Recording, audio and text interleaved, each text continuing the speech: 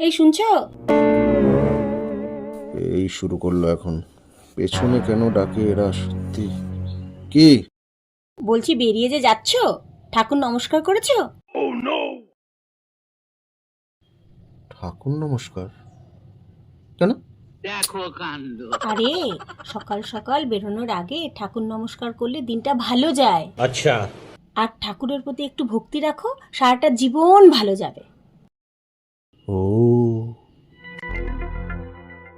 नहीं नहीं नहीं नहीं सारुण के यहाँ कुछ तो गड़बड़ है। এই কি এত ক্যালকুলেশন করছো?